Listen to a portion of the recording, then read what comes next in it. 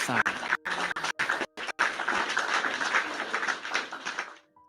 Ya, selamat malam Zahra Tunisa. Ya, selamat malam. Ya, silakan Zahra Tunisa, nyalakan kamera. Saya undang dari sini. Silakan Anda terima. Oke. Di YouTube masih macet-macet, teman-teman. Ini sinyal saya jelek, ini ya. Sinyalnya di sini nggak bagus. Nggak bagusnya gimana? Ini udah saya buka ini. Buka. Di layar Anda ada apa di situ? Ada nggak? Udah saya buka ini. Atau coba di refresh, kemudian Anda naik lagi. Makanya kalau buka TikTok, seluruh aplikasi yang di belakang itu latar itu tutup semua. Jadi cuma buka TikTok saja. Jangan ada aplikasi di latar yang berjalan biar nggak berat. Ini cuma TikTok doang ya. Tapi kenapa tidak bisa menyalakan kamera? Bentar. Udah Nah, ya? itu bisa tuh. Udah belum? Jangan nyalakan efek. Jangan menyalakan efek. Anda sudah nyala. Nah, waduh. Ini efeknya dihilangin. Efeknya dihilangkan. Nah, seperti itu. Jangan diganti lagi. Ini bagaimana nih saya mengenali dirimu? Ya, silakan Zahra Tunisa, apa yang ingin Anda sampaikan? Silakan. Saya nggak mau menyampaikan apa-apa. Saya cuma mau nanya aja sih sebetulnya. Apa pertanyaan Anda? Silakan.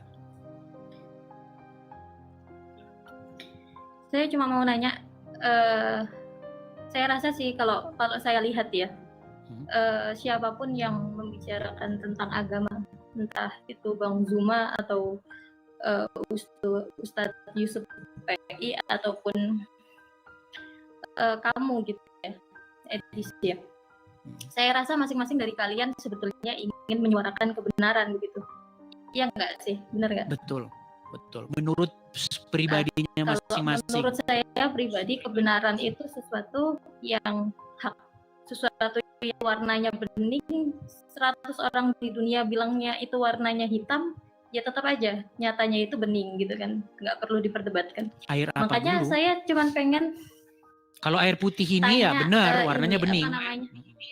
Ya. Nah, kan nggak perlu diperdebatkan gitu kan, walaupun andaikan banyak orang yang bilang itu warnanya apapun itu. Jadi makanya saya nggak tertutup untuk melihat sudut pandang siapapun. Saya cuma pengen nanya. Saya yakin kamu juga kepengen tahu kebenaran gitu kan ya. Maksudnya kamu menyuarakan ini dan itu pasti kan tujuannya ingin menurut kamu mau menyuarakan kebenaran. Nah, yang saya mau tanya sudut pandang secara kamu, apa yang membuat kamu menganggap bahwa Yesus itu seorang dia itu Tuhan? Saya pengen melihat sudut pandang kamu aja sebetulnya. Baik.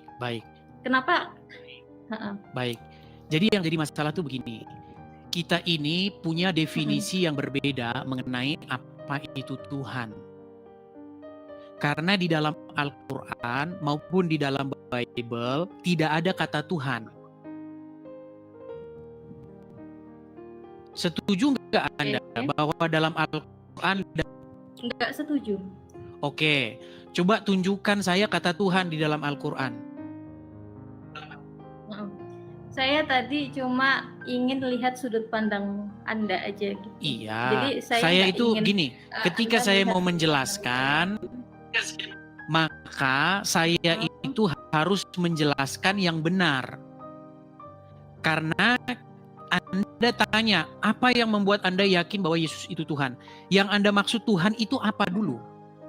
Tuhan itu artinya seseorang atau sesuatu yang memimpin, yang mengendalikan, yang menuntun, yang mengontrol. Itu definisinya. Dan saya orang Kristen menjadikan Yesus sebagai Tuhan saya.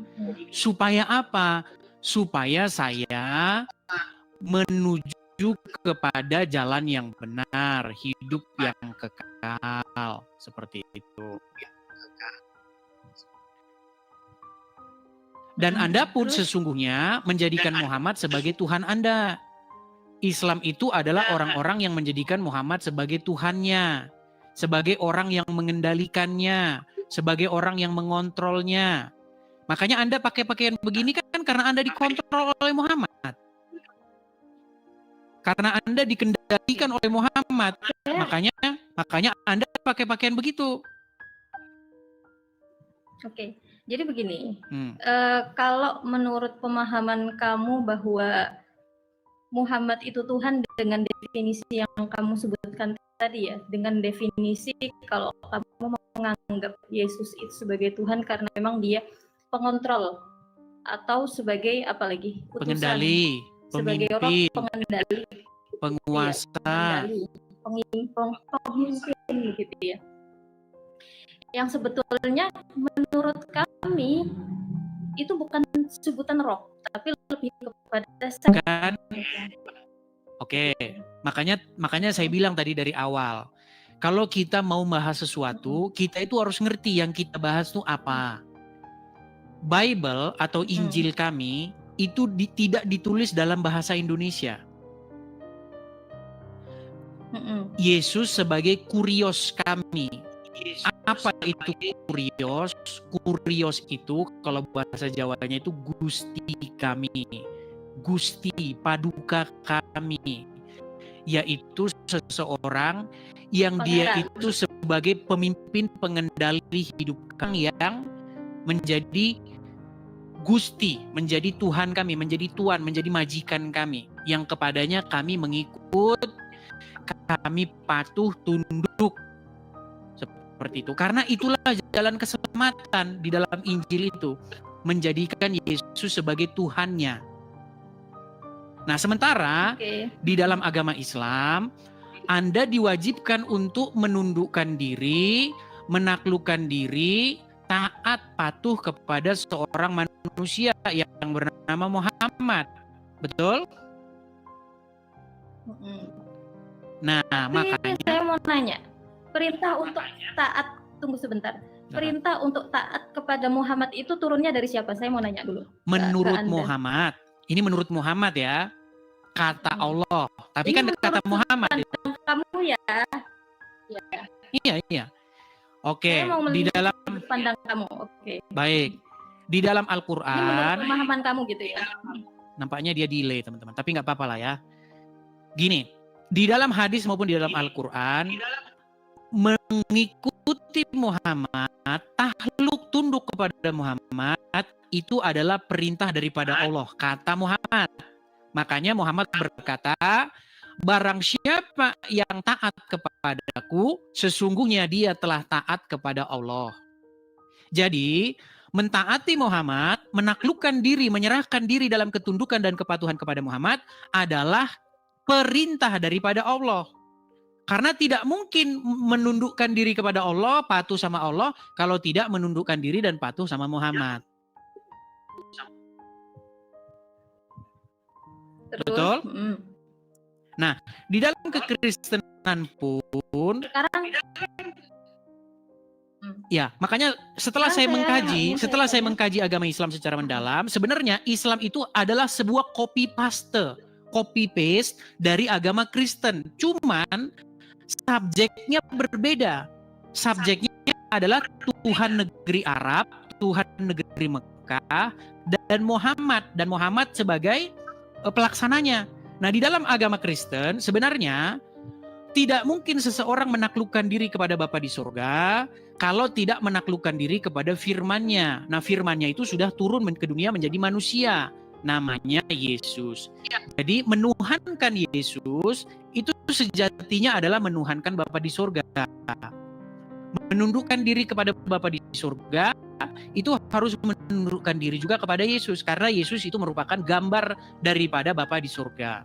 Maka kata Tuhan Yesus, barang siapa melihat aku, ia telah melihat Dia yang mengutus aku.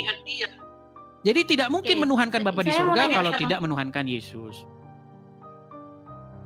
Saya tidak tahu Anda paham atau tidak dengan penjelasan saya. Silakan. Ya, saya paham sama maksud kamu. Cuma saya lebih kepada tipe orang yang terbuka saja. Jadi saya menghargai semua pendapat orang. Semua orang kan punya pendapat, ya kan? Jadi saya nggak mau mendebat siapapun. Saya cuma ingin diskusi biasa aja, santai. Jadi yang saya mau tanya sama kamu, perintah Yesus kepada kamu atau perintah karena kamu mengikuti perintah Bapa, perintah Allah untuk tunduk kepada Yesus, atau karena kamu yang menundukkan diri sendiri ke Yesus? Pertanyaan yang bagus.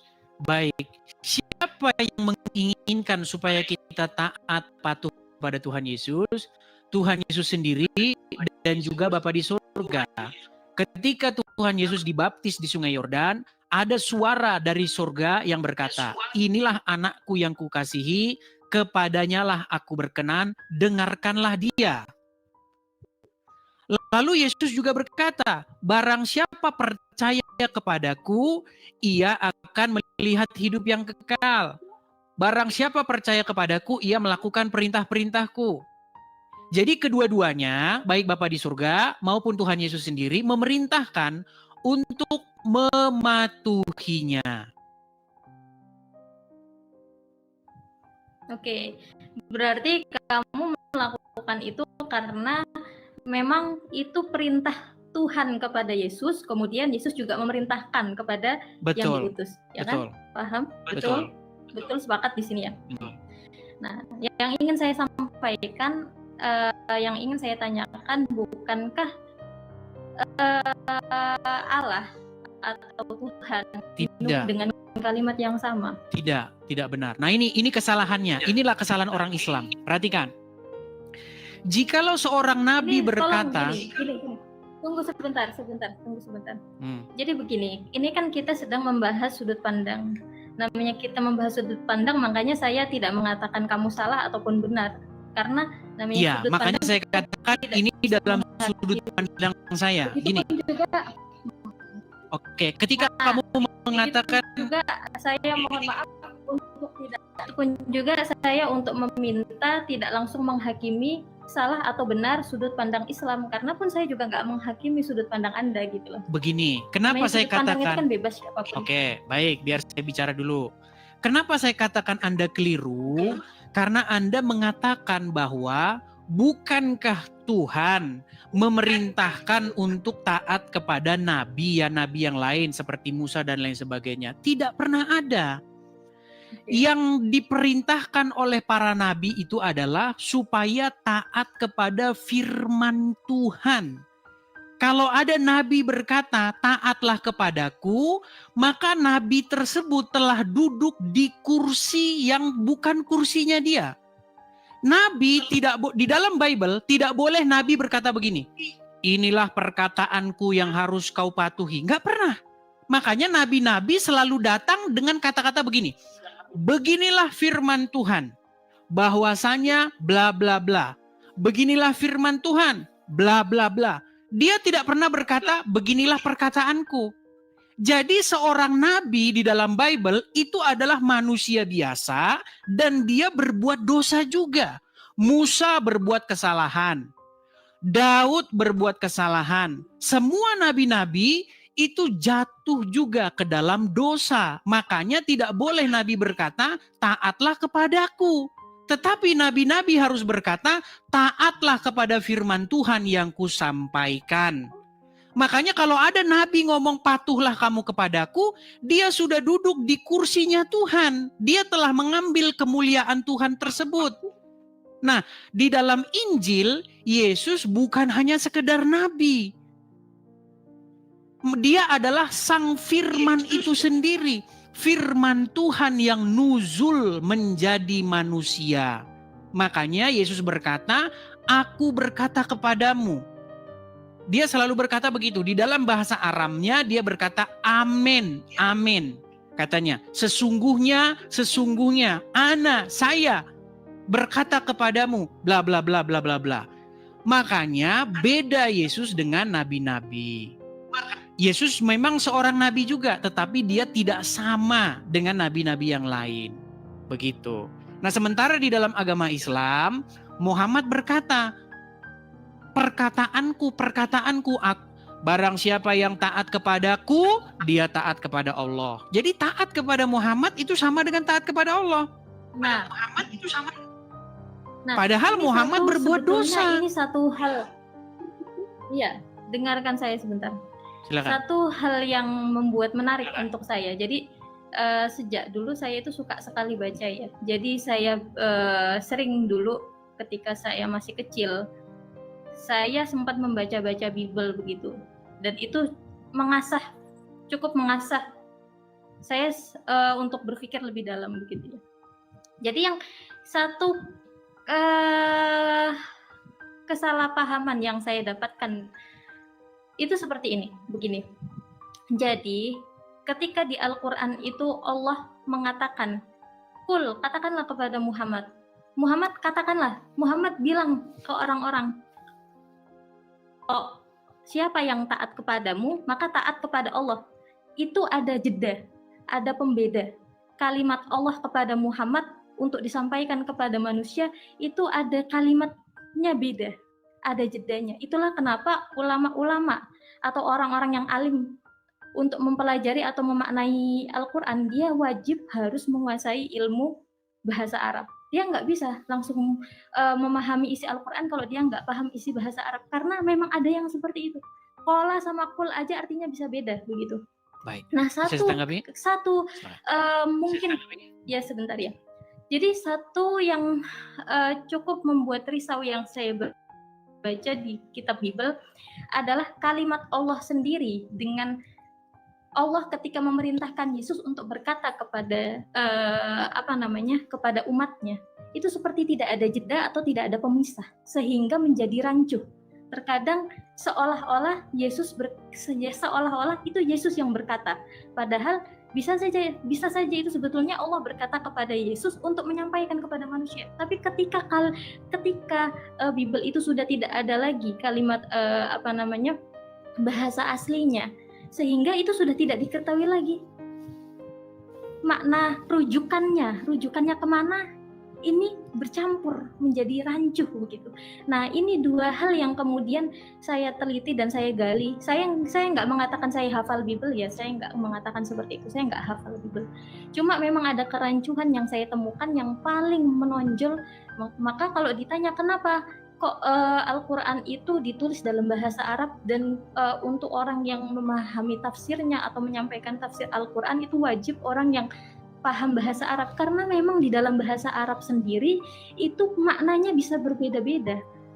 Saya bilang sama kamu, dengan saya menyuruh kamu mengatakan kepada orang, itu aja kalimatnya sudah beda. Dan itu kalau kita nggak belajar bahasa Arab, akhirnya rancu. Misalnya saya kasih contoh seperti ini, kalimat kayak gini. Sederhananya Al-Ikhlas gitu ya. Qul huwallahu ahad. Itu andaikan teks aslinya sudah hilang, sudahlah seolah-olah itu Muhammad yang ngaku jadi Tuhan. Katakanlah, Qul huwallahu ahad, dialah Tuhan yang Maha Esa. Rujukannya kalau andaikan bahasa Arab itu tidak dijaga, andaikan Al-Quran itu tidak dijaga sama Allah gitu ya, firmannya, teks aslinya tidak ada sejak dulu begitu ya, atau langsung terjemahannya gitu ya, itu bisa saja rancuh sehingga seolah-olah Muhammad yang mengaku dirinya sebagai Tuhan.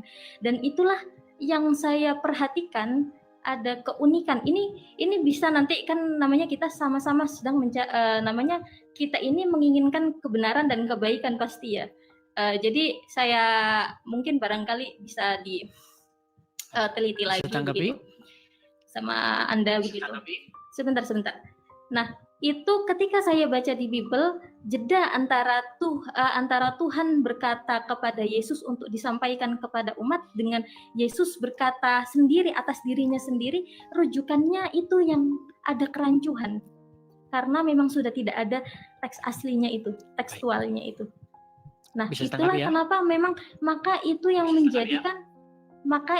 yang menjadikan pembenaran bahwa memang Allah mengatakan bahwa Allah menurunkan kitab Injil, Taurat, Zabur, semuanya Allah yang menurunkan gitu. Tapi ketiga kitab itu tidak ada satupun yang Allah janjikan untuk kekal atau nggak akan diganggu gugat sama siapapun dari makhluknya. Memang Allah nggak menjanjikan untuk menjaga semua kitab-kitab itu. Kalau ditanya kenapa tujuannya? Kenapa tujuannya Tuhan menurunkan banyak kitab kemudian membiarkan manusia itu merubah-rubah kemudian menjadi orang tersesat? Apakah Tuhan itu nggak kasih? Justru Tuhan itu sangat maha kasih. Tapi disinilah Tuhan memberikan ujian kepada manusia untuk dia mencari tahu, menganalisa. Sebagaimana Tuhan memberikan ujian kepada Adam, Sudah bisa ujian ditanggapi? imannya. Ketika sebagaimana Tuhan itu memberikan ujian kepada iblis, begitu. Akan terlihatlah iman seseorang itu ketika diuji. Ya, oke, Baik, silakan. saya tanggapi satu persatu ya. Baik. Statement Anda yang pertama baik. mengatakan bahwa Bible kami atau Injil kami itu tidak ada bahasa aslinya. Itu statement Anda yang salah. Ya. Silakan Anda pergi ke toko-toko buku Kristen, beli saja di situ Injil berikut bahasa aslinya, ada semua. Itu fitnah yang pertama. Kemudian yang kedua, Anda katakan tadi bahwa kita ini sama-sama ingin menyampaikan kebenaran menurut perspektif kita masing-masing. Anda Islam, Anda ingin menyampaikan apa yang menurut Anda benar. Saya Kristen, saya ingin menyampaikan apa yang menurut saya benar. Tetapi yang terjadi di negara kita tercinta ini, ketika Muslim berbicara tentang sudut pandang agamanya, itu dilindungi oleh hukum, dilindungi oleh negara. Bahkan ketika Zakir Naik diundang untuk berbicara sudut pandang Islam, ya, dia berkata bahwa Yesus orang Muslim, Yesus itu sholat, Yesus itu begini, itu tidak masalah. Tetapi yang terjadi dengan orang-orang Kristen, ketika orang Kristen berbicara tentang sudut pandangnya, mendapatkan persekusi, mendapatkan ya, Anda sudah tahu sendiri. Tuh yang kedua. Kemudian yang ketiga, kamu mengatakan masalah Muhammad disuruh berkata. Nah, kalau kita mau betul-betul ya, kalau Anda mau jujur, ya, saya akan tunjukkan kepada Anda satu contoh bagaimana Muhammad itu justru malah dia tidak pernah melaksanakan apa yang diperintahkan kepada dia. Saya kasih contohnya nih. Nih, di dalam surat Al-Ahzab ayat 33, boleh nanti Anda cek. Di situ dikatakan, katakanlah wahai Muhammad, jikalau ada orang bertanya kepadamu tentang hari kiamat, katakanlah kiamat itu hanya ada di sisi Allah. Dan boleh jadi, saya bisukan dulu ya karena menggema, nanti Anda boleh ini ya. Di sini dikatakan di dalam Al-Ahzab 33, kalau ada orang bertanya kepadamu tentang hari kiamat, katakanlah kiamat itu di sisi Allah dan boleh jadi kiamat itu sudah dekat. Nah, apakah Muhammad melaksanakan apa yang diperintahkan kepadanya? Ternyata tidak. Ternyata Muhammad malah menjelaskan bahwa kiamat itu tidak akan terjadi kecuali hari Jumat.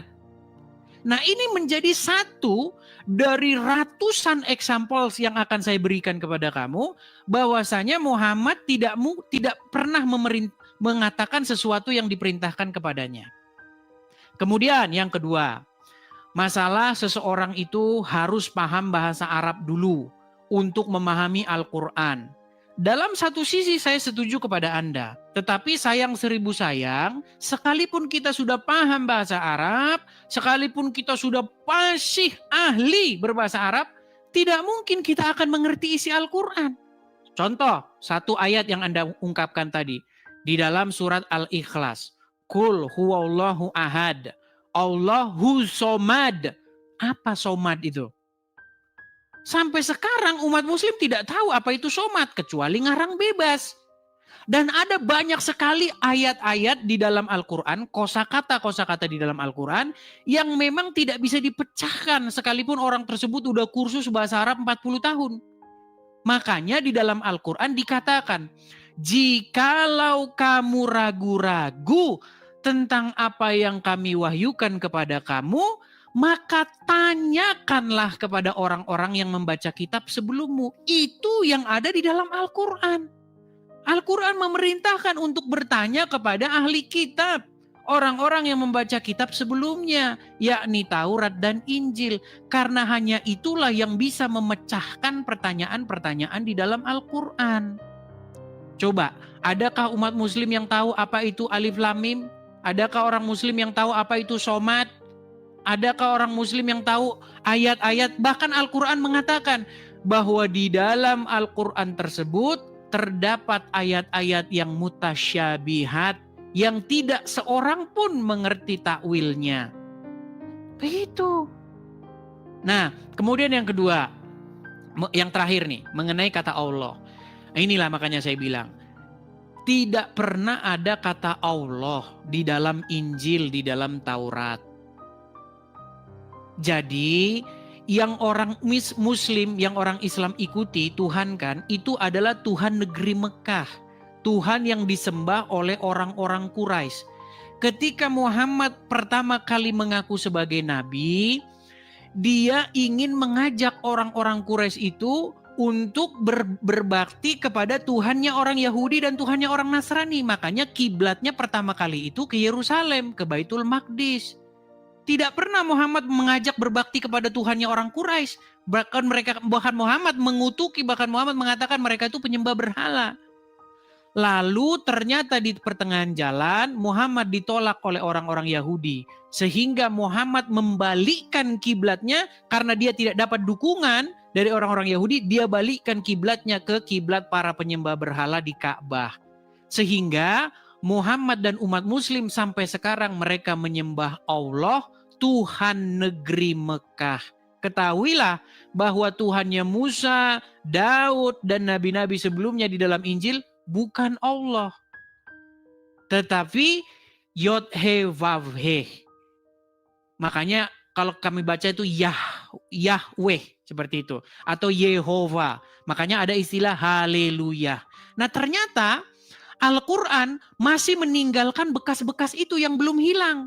Makanya nabi-nabi di dalam Al-Quran, contohnya Zakaria mengandung nama Yah. Yahya mengandung nama Yah. Nabi-nabi di dalam Al-Quran tidak ada satupun namanya yang mengandung nama Allah. Nggak ada. Sebutkan nabi yang mengandung nama Allah di dalamnya. Nggak ada. Yesaya. Kemudian apa lagi? Mengandung nama Yah di dalamnya. Nah, ini yang masih lupa, masih tertinggal di dalam Al-Quran. Itu bukti bahwasanya nama Tuhan itu bukan Allah. Kalau nama Tuhan itu Allah, namanya tidak mungkin Zakaria, Zakarullah artinya. Karena seperti itu. Itu sedikit yang mau saya sampaikan kepada kamu. Masih banyak hal sebenarnya yang mau saya sampaikan, tapi nampaknya sinyalmu delay. Silakan tanggapanmu. Di unmute dulu. Silakan. Oke. Saya dengar semuanya. Seperti yang tadi kamu sampaikan ya, kamu merasa bahwa apa yang saya sampaikan tentang Bible ataupun tentang Yesus itu kamu anggap fitnah gitu ya. Walaupun sebetulnya sejak awal saya maksudnya adalah membahas tentang sudut pandang. Maka rasanya saya juga nggak salah begitu ya kalau saya mengatakan bahwa apa yang kamu sampaikan tadi tentang Islam atau Al-Quran itu banyak tiruan atau itu fitnah gitu. Coba ulas sedikit mengenai hari kiamat. Suaranya parah teman-teman. Zahrotun, kami tidak bisa mendengar suara Anda dengan baik, ini masalahnya. Dengar?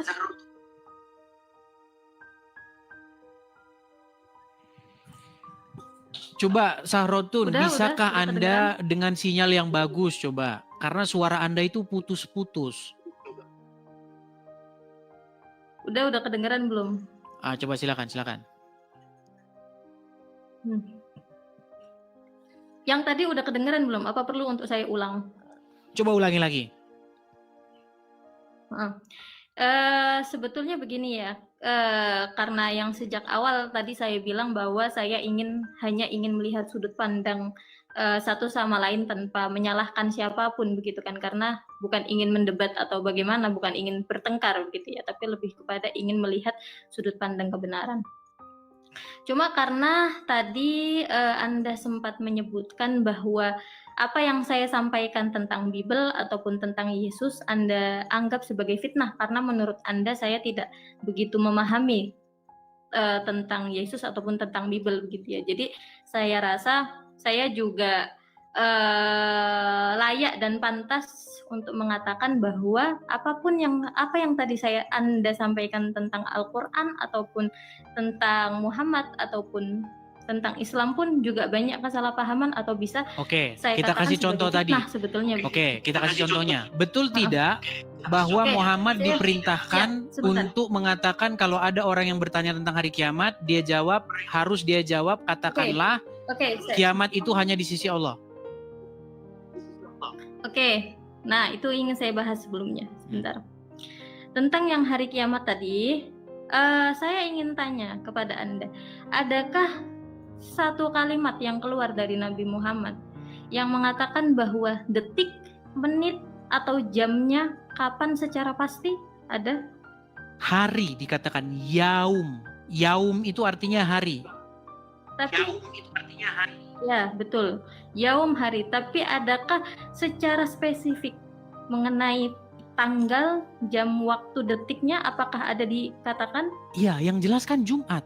Artinya sudah diketahui harinya kan? Orang-orang tidak bertanya jam berapa kiamat. Orang-orang tidak bertanya tanggal berapa kiamat. Orang-orang bertanya hari apa kiamat itu.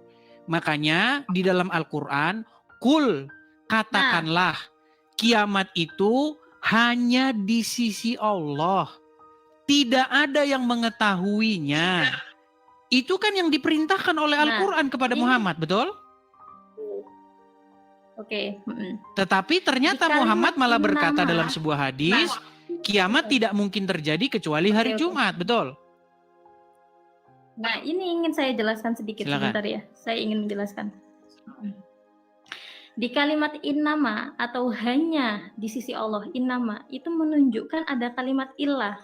Kalau dalam bahasa Arab ada makna pengecualian illah, yang mana tidak seluruh serta merta tidak diketahui keseluruhan, itu tidak seperti itu makna secara maknanya. Maka ketika dikatakan, maka tadi saya tanya, apakah ada Nabi Muhammad mengatakan secara spesifik detik, tanggal, ataupun nampaknya kita berulang-ulang ini Zahrotunisa. Begini Zahrotunisa ya, begini. Jam ataupun waktu. Kan orang-orang itu tidak bertanya jam loh. Apakah orang-orang bertanya jam berapa hari kiamat? Tidak kan? Tunggu sebentar. Makanya ini pahami kata-kata saya yang tadi. Secara spesifik, namanya spesifik itu apa sih?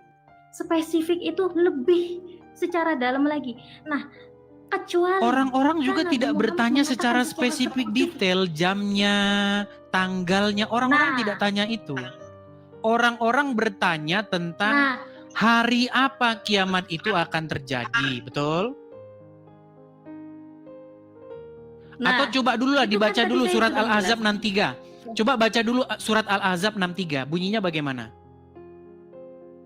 Oke, coba tunjukkan. Baik. Ayatnya. Di dalam surat Al-Ahzab 63, saya tunjukkan ya. Al-Ahzab 63. Sebentar ya. Supaya kita ini tidak debat kusir, kita kasih contohnya ya. Nih, saya balikkan kamera saya sebentar. Nih, kelihatan ya? Surat Al-Ahzab 63, betul? Oke. Manusia bertanya. Manusia bertanya kepadamu. Ya, saya paham. Mu di sini maksudnya Muhammad, betul? Iya. Oke, tunjukkan bahasa Arabnya. Oke. Ketahuilah bahwa bahasa Arabnya. Ini boleh bahasa Arabnya. Maaf sebentar. Boleh. Jangan terlalu dekat. Nah, yas'aluka, dia bertanya kepadamu annasu manusia. Anis saati, dari hari kiamat. Kul, katakanlah Muhammad, innama. Innama menunjukkan kalimat yang bukan itama dalam bahasa Arab itu ada pengecualian illah. Terus? Nah ini kan kalau kita tidak memahami bahasa Arab, maka kita akan bingung mengartikan Al-Quran. Oke, jadi artinya gimana? Berarti terjemahnya salah. Maka tunggu. Bukan terjemahnya salah, makanya coba buka dulu sebentar kalimatnya. Coba, ada di situ ada Al-Quran? Iya, tapi saya lagi nggak bisa buka Al-Quran. Ini kalau saya buka Al-Quran di HP nanti Baik. Ada Al-Quran yang buku di situ? Saya sedang ini nggak boleh megang Al-Quran. Baiklah, ya saya ulangi satu kali lagi. Baik. Coba Anda yang baca sekarang. Ya. Yas'aluka, dia bertanya kepadamu, annasu, para manusia, anis saati, tentang hari kiamat. Kul, katakanlah wahai Muhammad, innama, hanyalah di sini menunjukkan kalimat hasyr itu ada pengecualian illah yang tidak tertampak. Ilmuha, pengetahuan tentang hari kiamat, indallah, hanya di sisi Allah. Okay. Hanya kembali kepada innama, yang mana innama itu ada kalimat ilah di dalam bahasa Arab, ada boleh pengecualian ilah. Oke, artinya menurut Al-Quran. Oke, menurut Al-Quran siapa pengetahuan tentang hari kiamat itu, siapa yang tahu?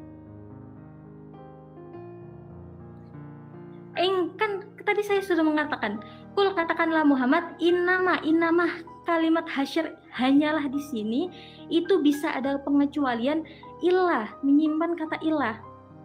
Maksudnya bisa gimana? Saya bingung loh. Nah itulah. Oke, coba gini saja biar mudah. Gimana kalau Anda terjemahkan? Karena saya bingung pengetahuan gimana ilah saya nggak ngerti. Coba terjemahkan aja gimana bunyinya. Terjemahkan, iya saya terjemahkan ini ya. Yas'aluka, dia orang bukan bahasa Indonesianya aja, jangan campur-campur biar orang nggak bingung. Langsung bahasa Indonesianya gimana artinya? Oh enggak, kalau ini kenapa kita itu selalu merujuk kepada bahasa Arab, karena bahasa Indonesia itu terlalu sedikit untuk Oke, berarti ini terjemahnya salah. Tafsir. Bukan salah, saya tidak mengatakan salah. Oke, berarti terjemahnya gini. Manusia bertanya kepadamu tentang hari kiamat. Katakanlah. Oke, berarti Muhammad disuruh berbicara, betul? Katakanlah Muhammad. Oke. Katakanlah, ilmu tentang hari kiamat itu hanya di sisi Allah. Dan tahukah engkau boleh jadi kiamat itu sudah dekat waktunya, betul? Oke, sebentar. Innama, hanya itu bahasa Arabnya innama. Nah, innama itu di dalam bahasa Arab, kalimat hasyr itu menyimpan ilah atau pengecualian. Bisa dipahami di sini? Maksudnya gimana? Bisa dipahami? Oke, saya bahas lagi. Kalimat innama atau hanya kalimat hasyr, huruf hasyr innama di dalam bahasa Arab itu menyimpan kalimat ilah. Adanya pengecualian, boleh adanya pengecualian.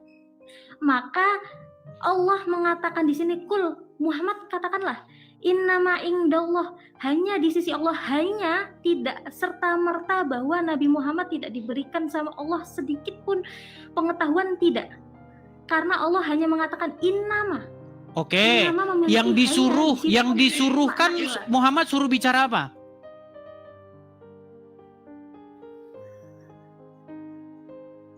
Gimana? Muhammad disuruh ngomong apa kalau ada orang bertanya tentang hari kiamat? Innama indallah, coba naikin ke atas. Innama indallah wa ma yudrika la'alla sa'ata takuna qoriban. Artinya? Hanyalah pengetahuan tentang hari kiamat indallah di sisi Allah itu wa ma yudrika, tidak diketahui oleh kamu la'alla sa'atah, mungkin saja, bisa saja, semoga aja, takunu, adanya hari kiamat itu qoriban, masanya, waktunya dekat. Nah, artinya, tadi kembali artinya Muhammad disuruh memberitahu bahwa pengetahuan tentang hari kiamat itu hanyalah di sisi Allah.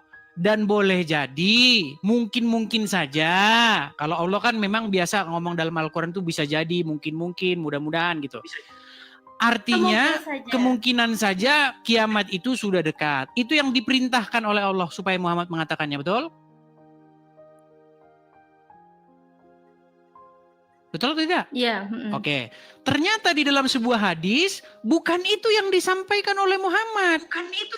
Muhammad tidak bilang pengetahuan tentang hari kiamat itu hanyalah di sisi Allah. Muhammad malah mengatakan bahwa kiamat tidak terjadi kecuali hari Jumat.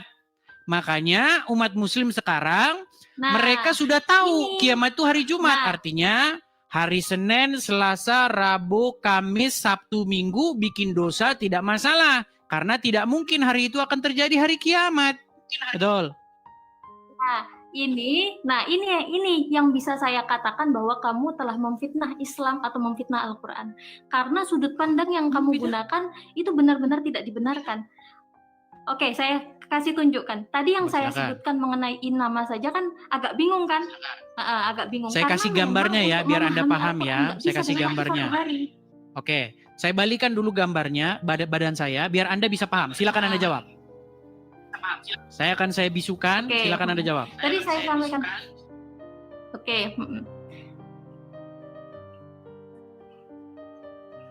Silakan. Iya. Oke. Tadi saya sampaikan kan yang kata innama. Itu kalimat kuncinya tuh di innama tadi. Makanya tadi saya katakan innama, kalimat hasyar, hanyalah di situ tidak spesifik bahwa udah nggak ada lagi yang akan Allah kasih tahu kepada Nabi Muhammad, enggak. Innama itu di dalam bahasa Arab mengandung makna ilah atau pengecualian.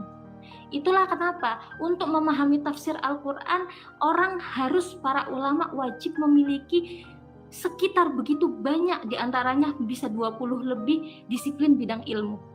Itulah kenapa tadi juga menjadi jawaban. Kenapa kok Dr. Zakir Naik berdakwah atau orang Islam berdakwah dimanapun itu diberikan perizinan, tetapi kenapa ketika Kristen menyampaikan pendapatnya tidak diberikan perizinan? Sebetulnya bukan tidak diberikan perizinan, tapi karena memang pembahasan mengenai ilmu Al-Quran itu tidak hanya ditafsirkan begitu saja. Ada banyak disiplin ilmu untuk orang betul-betul memahami isi Al-Quran. Begitu, bisa dipahami ya? Untuk memahami isi Al-Quran, dia ada disiplin ilmu, ada secara akademisi bisa diakui. Nah, sehingga ketika ada orang yang tidak sampai atau tidak menguasai disiplin ilmu itu, kok dia berbicara tentang Al-Quran, itu sama halnya seperti seorang tabib yang tidak punya legalitas kedokteran, dia berbicara mengenai kesehatan. Hanya karena dia bisa mengobati orang, misalnya pakai dikompres, pakai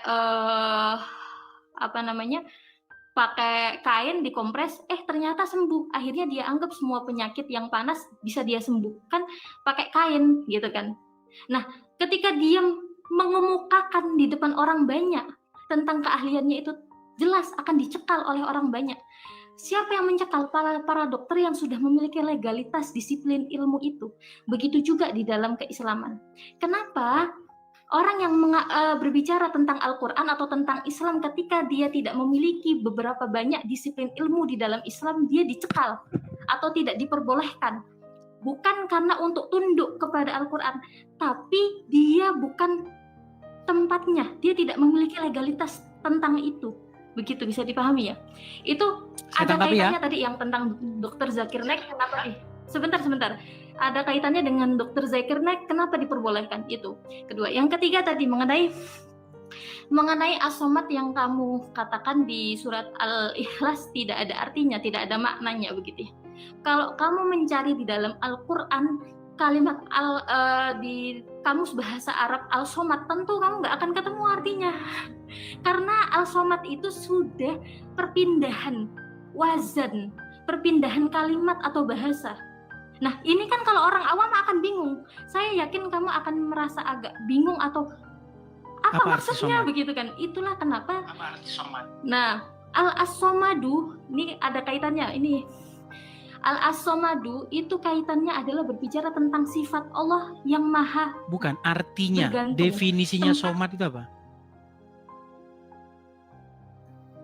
Kenapa? Gimana? Arti daripada somad itu apa?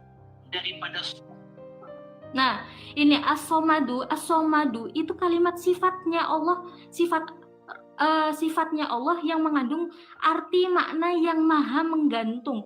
Tempat orang semuanya bergantung kepada Allah. Bisa dipahami?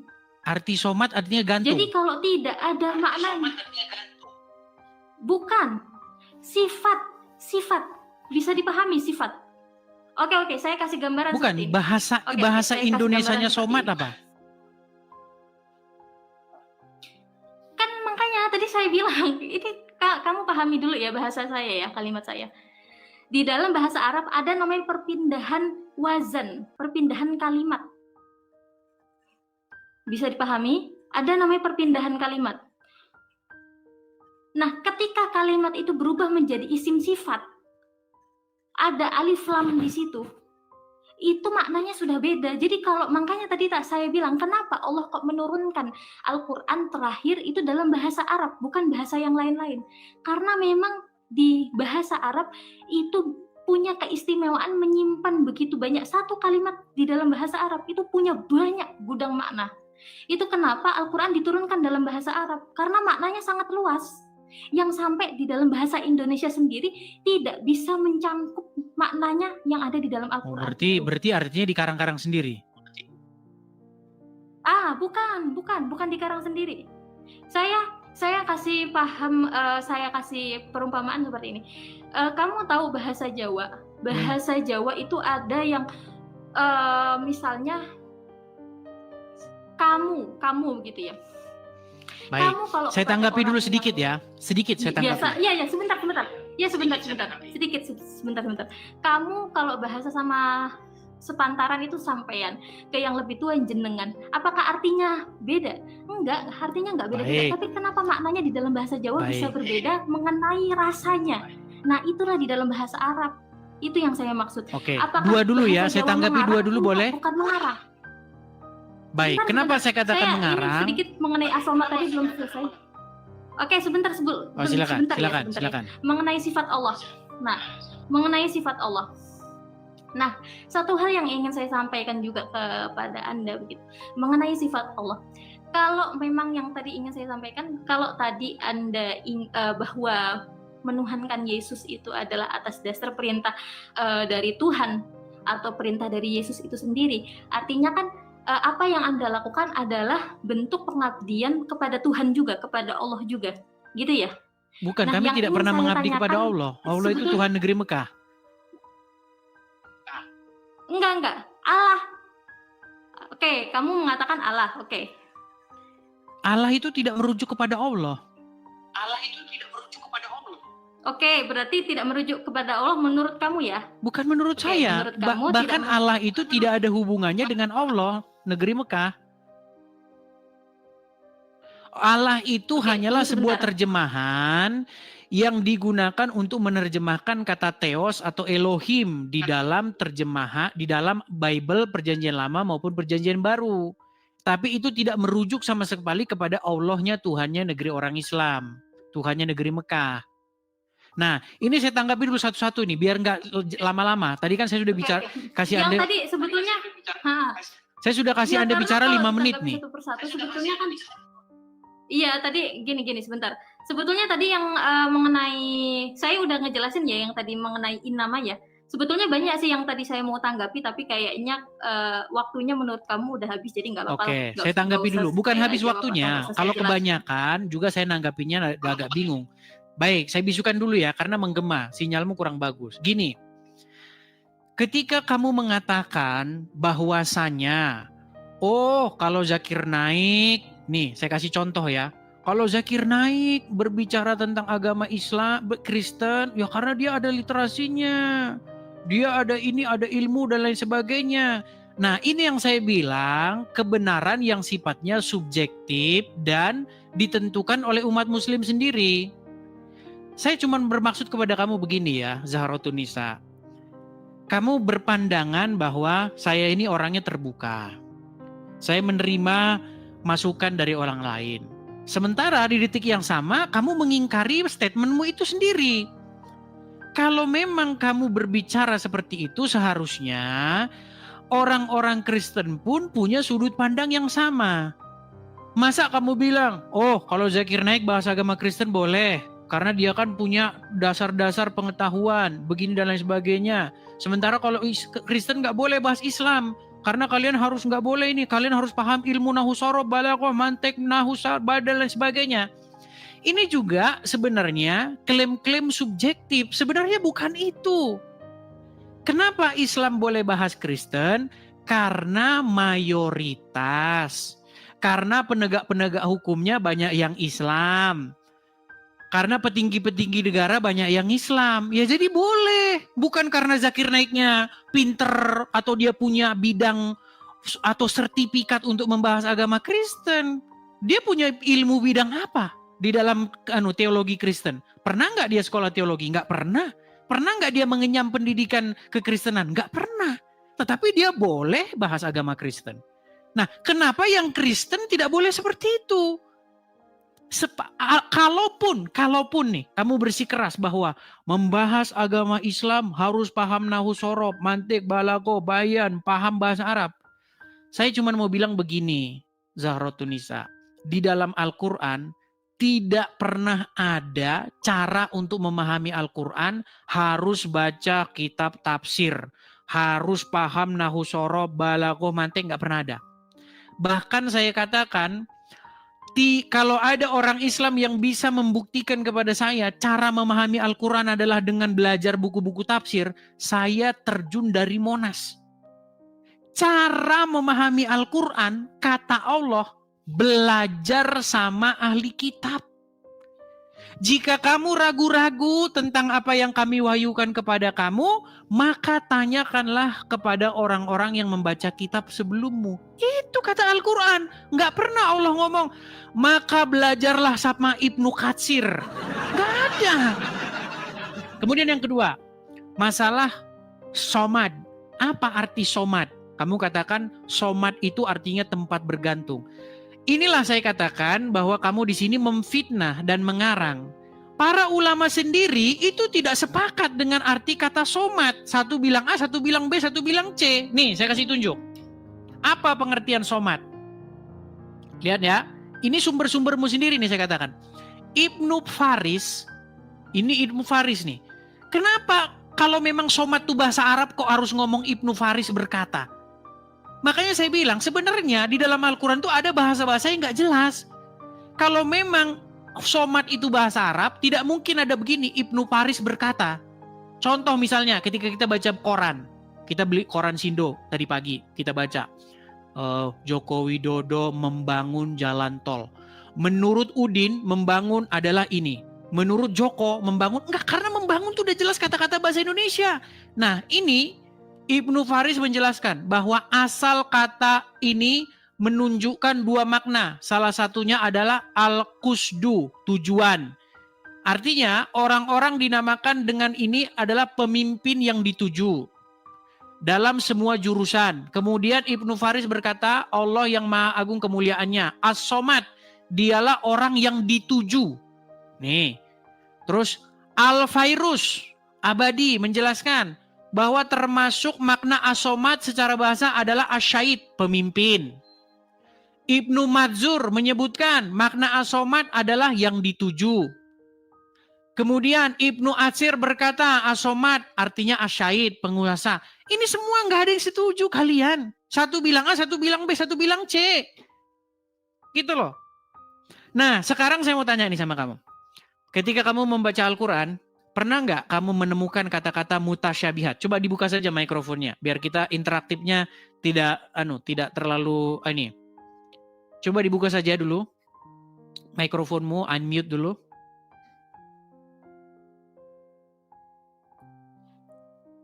Di unmute dulu, buka dulu mikrofon.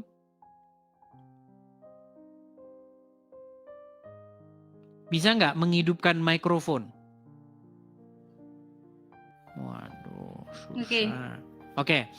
Pernah dengar istilah dalam Al-Quran mutasyabihat? Oke, sebentar ya. Jadi begini, ini saya ingin kupas sebentar.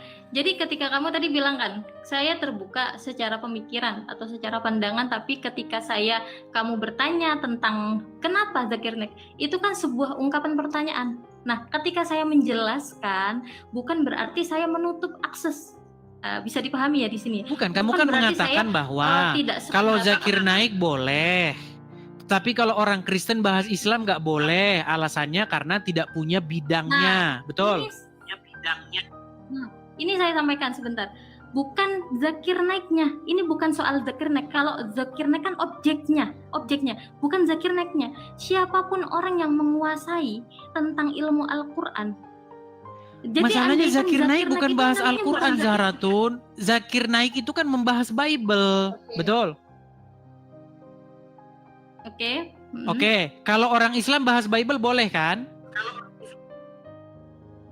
Oke, jadi yang kamu permasalahkan itu sebetulnya perasaan tidak terima kamu ya ketika Bible itu dibahas begitu ya? Bukan tidak terima.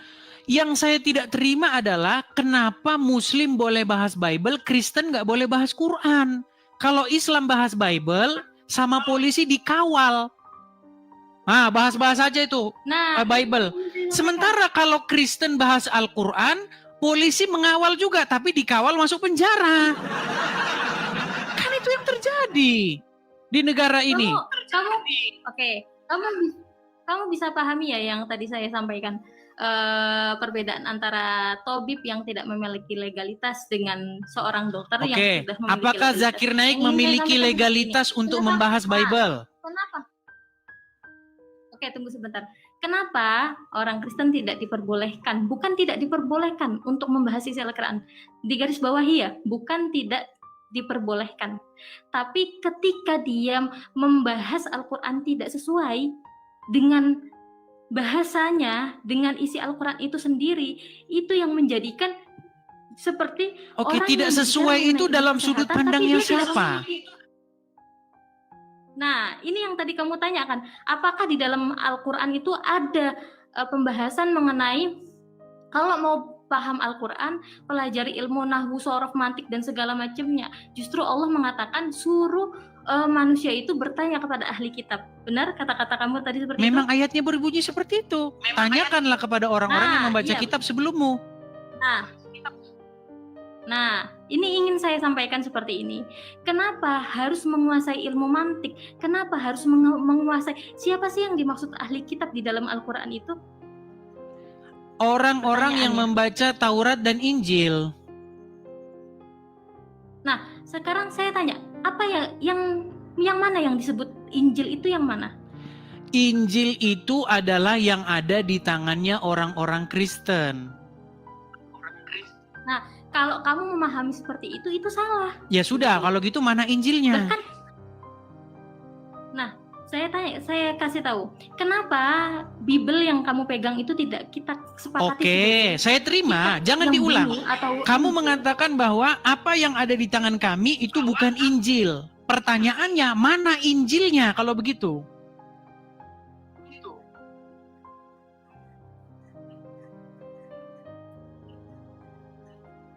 Terdiam kan? Tunggu suaranya ini. Suaranya.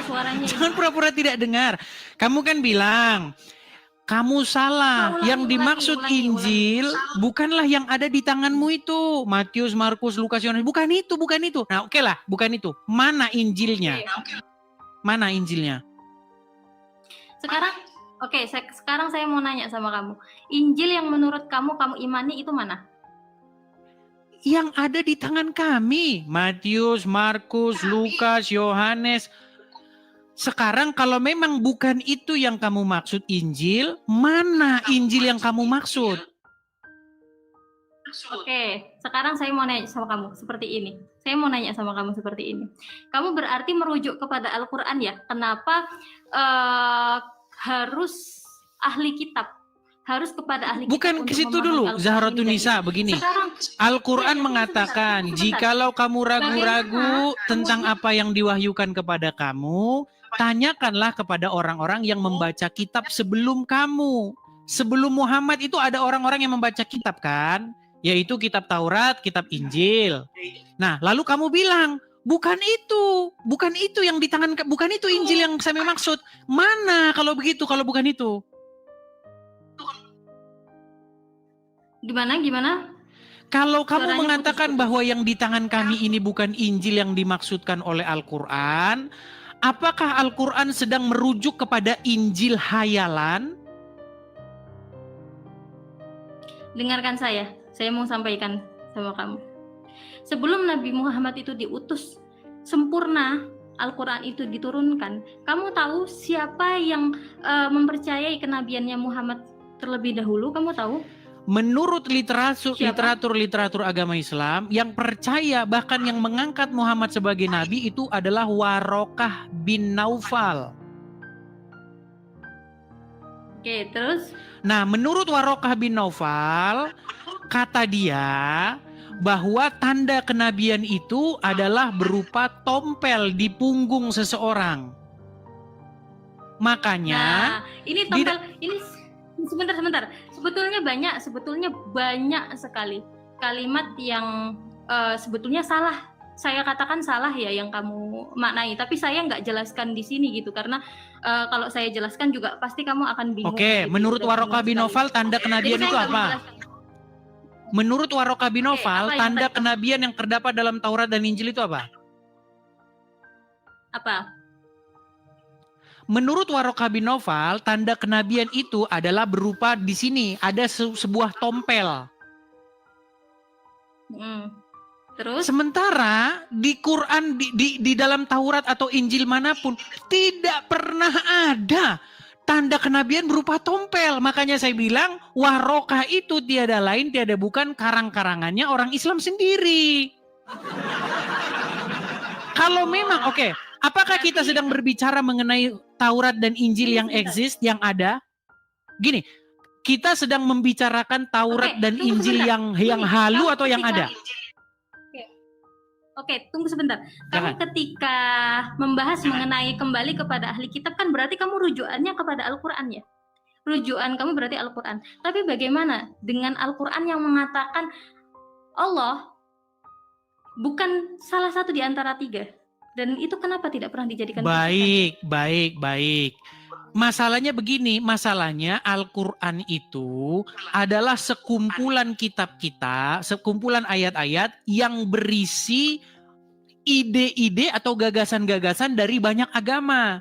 Ada dari agama Nasrani diambil dimasukin Quran. Misalnya ada Maryam, dia perawan, kemudian punya anak, kemudian ada nabi ini, nabi itu. Kemudian dari Yahudi, ada Musa, ada begini, ada begini. Nah, ini yang saya sampaikan. Tapi sebentar dulu, tapi dicampur-campur juga dengan agama lokal, agama sukunya Muhammad, yaitu orang Quraisy.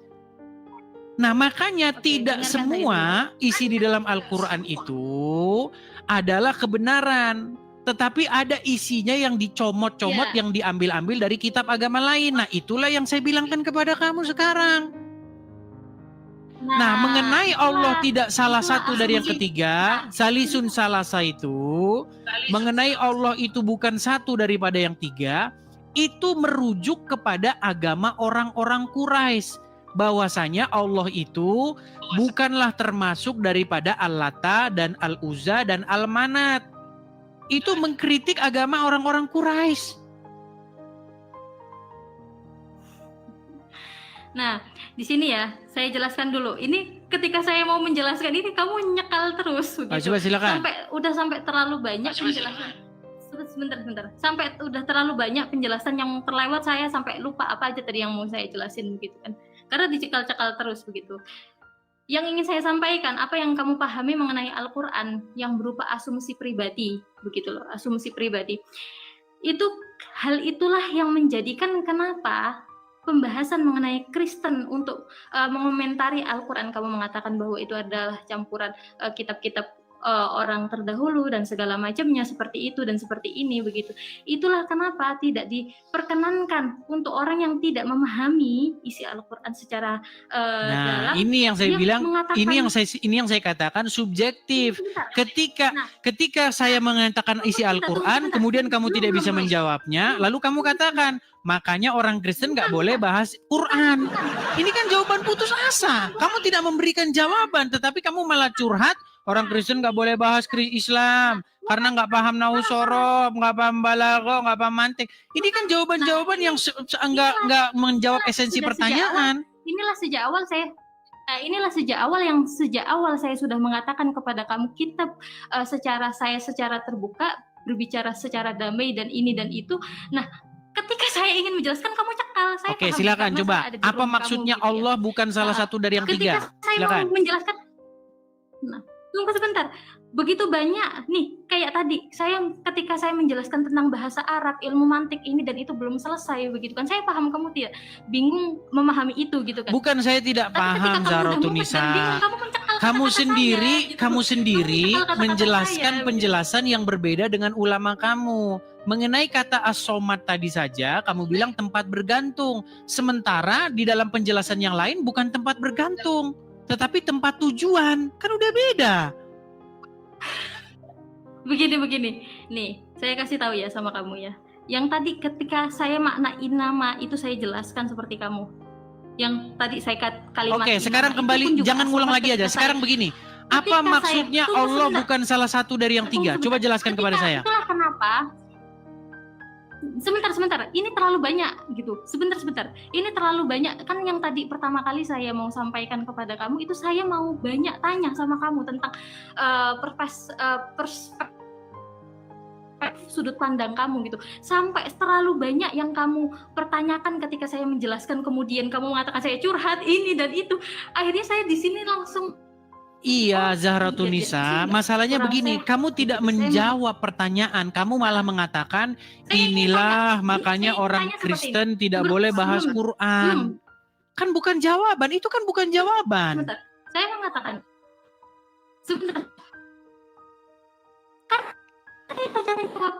Oke lah, Zahrotunisa, perbaikin aja dulu sinyalmu, karena kami tidak bisa dengar suaramu dengan baik. Begini. Kami tidak bisa mendengar suaramu dengan baik. Oke lah. Mungkin Anda bisa naik lagi nanti atau besok, tapi sinyalnya yang bagus ya. Tanya sama orang-orang, suaramu nggak bisa kami dengar. Putus-putus.